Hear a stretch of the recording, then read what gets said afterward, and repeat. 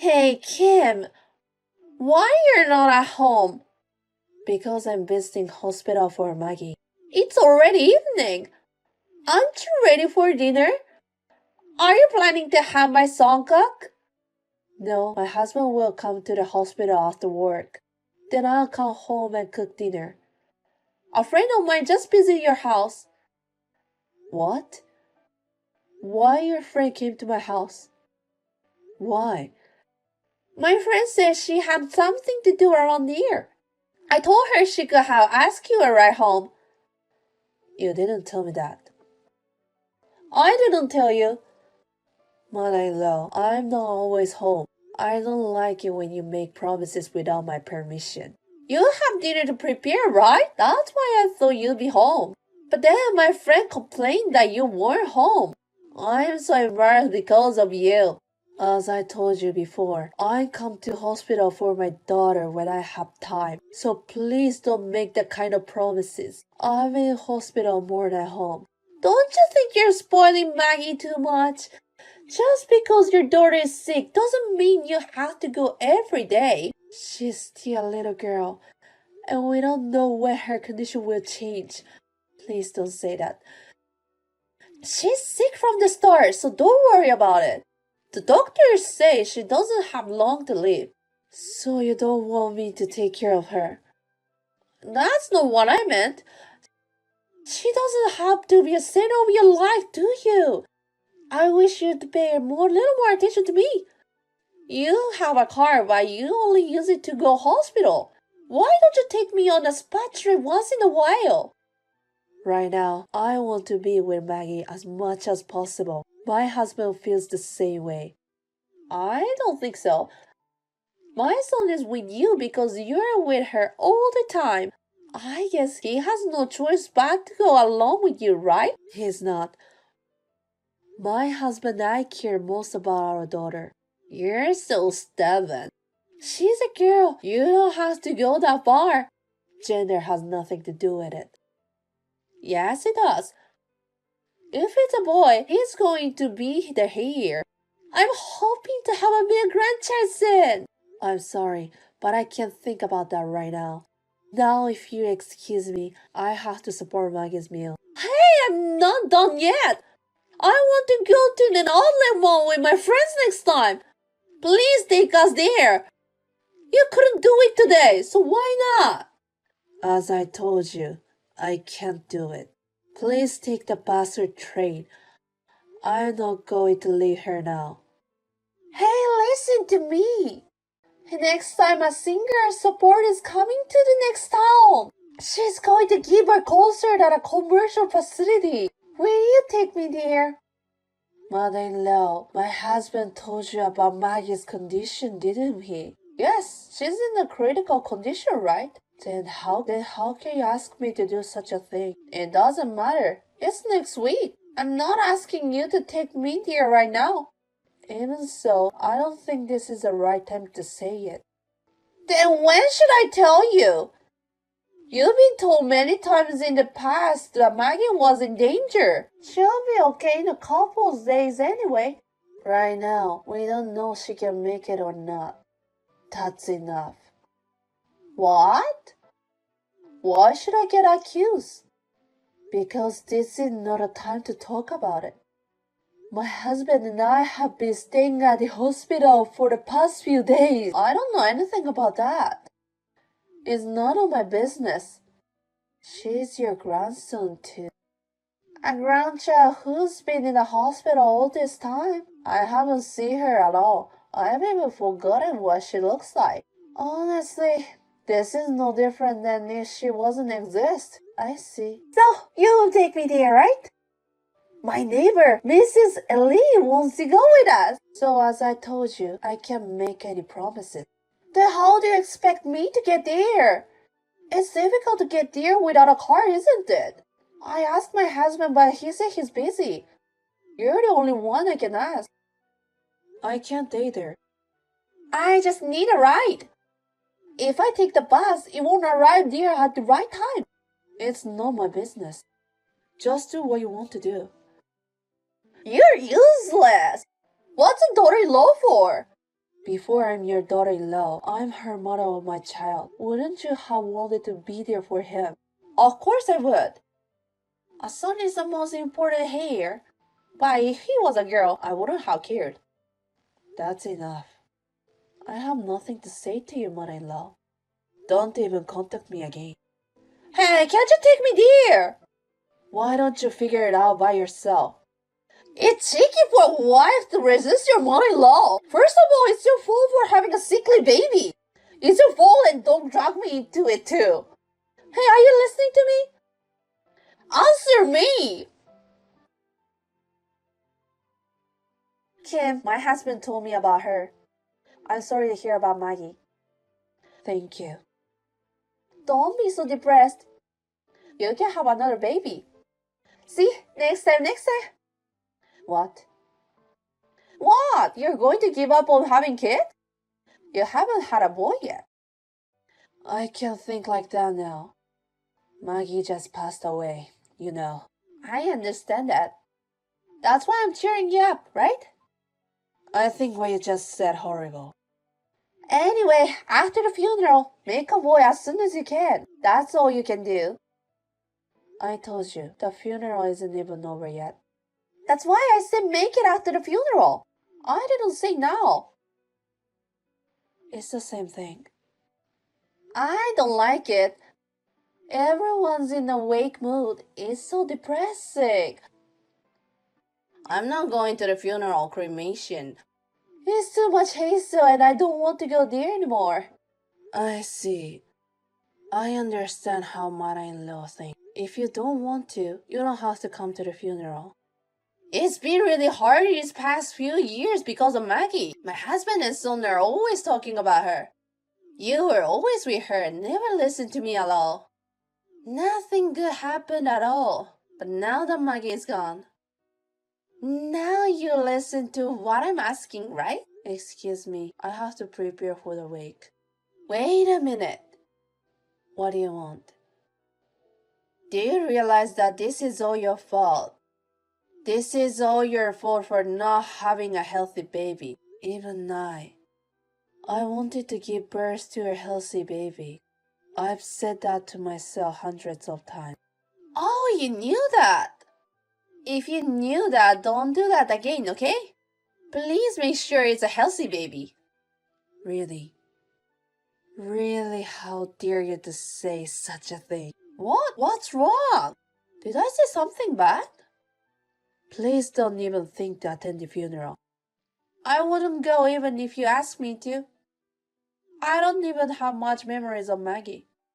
Besides the singer's concert tomorrow, Mr. Lee's son's wife taking me to the concert. So I have to get ready and get a good night's sleep. She's so different from some wives. She really helped me out. Kim, it's been a while. Yes. Oh, you can't even say hello anymore. Are you still depressed? It's already been a month since funeral. It's only been a month. The 49th anniversary isn't even over yet. But I think you're feeling better than last month. So it's time for you to take action. Do your best. What are you talking about? I'm talking about my grandson. I can't wait for you to show me my beautiful grandson. In your mind, Maggie isn't a grandchild, is she? Of course she is. She's always sick and she's in the hospital all the time. Also, the gender is right. I never thought of a girl as a grandchild from the beginning. Instead, focus on making another grandbaby. This time will be a man. You don't even know what is good and bad to say it. I found out the mother-in-law really is an irredeemable person. What? You still don't know anything, do you?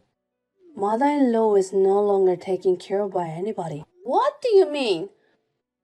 When have you seen your husband lately? What? Well, I haven't seen him for a few days. He said he's busy, that he's going to be away from home. He hasn't been home, has he? He must have something important to do at work. He's been traveling a lot.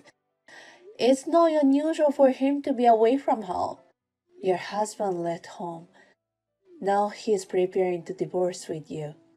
What the hell are you talking about? Don't say things like that, you don't make sense. It's true story. I have his permission to talk to you about it. Why is my husband divorcing me? We've been together for over 30 years. It's your attitude toward Maggie. You didn't deal with Maggie because she's a female. You made a fool of her for being sickly, and you never came to visit her at the hospital, did you? You didn't even attend the funeral because you thought it would be too much hassle. He just couldn't stand that attitude. Why do you have to get divorced over Maggie? It's her fault for being sickly, isn't it? He couldn't stand that kind of attitude. Your husband really cared about her. He warned you many times, didn't he? He wanted you to stop being so harsh to Maggie. You want me to love any grandchild for her unconditionally? If you don't like something, you can't help it. I am not saying that you should be unconditionally kind to her because she's your grandchild. But every time something happens, you point out that Maggie is sickly or weak. Even you made disparaging statements on more than one occasion. You're free to think what you want in your mind. But you don't have to speak any single word, do you? I'm just being honest with myself. I just said what was on my mind. What's wrong with that? I think you don't understand that. That's why you're getting divorced. Also, my husband and I will be cutting you off as well. Why is my son cutting me out too? Because he's Maggie's father. My husband and I and father-in-law love Maggie. None of us will understand you, mother-in-law. Don't ever get involved with us again. Wait a minute. I can get my husband on the phone. If I call now, it won't even go to voicemail. He's blocking you. He will have his lawyer contact you when he's ready to divorce you. I thought my son hadn't been responding to me lately. Maybe I've been ignored for a long time? I'm afraid so. I was going to block you too. But I really wanted to tell you about your current situation. That's why I haven't blocking you. I just wanted to say that you deserve what happened to you. I will never forget the things you have insulted me for. Kim, wait! I apologize! So please tell my husband and son. Could you tell them that I'd like to return the call? Why would I? Even if I did, neither of them will make a move. If you have something you want to tell me, contact the lawyer your husband hired. That's not my point! I want a proper family discussion! Family? Are you misunderstanding something? None of us consider you as a family. I think you might say it better way. I am still mother-in-law. I never thought of you as my mother-in-law. What?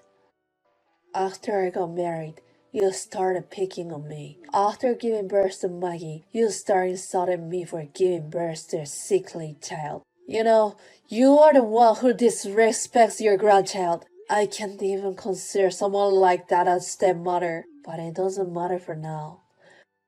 You didn't recognize her as your grandchild either. It's up to me what I think. Kim, I'm sorry. I'm sorry when I treated Maggie badly. It's too late for apologize. She won't come back. I won't do anything like that again. You can do whatever you want. It's none of our business. Think about what you've done and live from now on. How am I supposed to leave? My husband says he's divorcing me too. My son has disowned me too. Kim, please help me. I'll do anything. If you do anything, just forget about us. We will never help you. You're nothing to us. Then there was a discussion about my parents-in-law's divorce. My mother-in-law insisted that never wanted a divorce. In the end, it was a meditated divorce. However, she was always neglecting her housework and playing around. She was also verbally abusive to my father-in-law in a way that hurt him emotionally. In the end, it was decided that my mother-in-law had a problem. My father-in-law's claim was accepted, and we were able to get a divorce. Currently, my mother-in-law is living alone in the house. I heard that she's looking for a job while living alone in the house she received as a part of the property division. Also, my husband had put in a good word with relatives and acquaintances of my mother-in-law. My mother-in-law's terrible attitude soon became a rumor. My mother-in-law's terrible attitude soon became known and no one would take her seriously. My mother-in-law has lost all their family. I don't know how she will live in the future, but it is none of our business.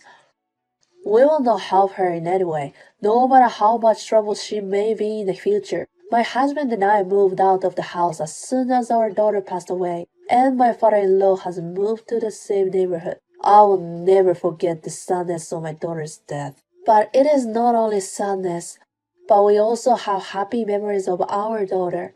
I hope that we can move forward, even if it is little by little.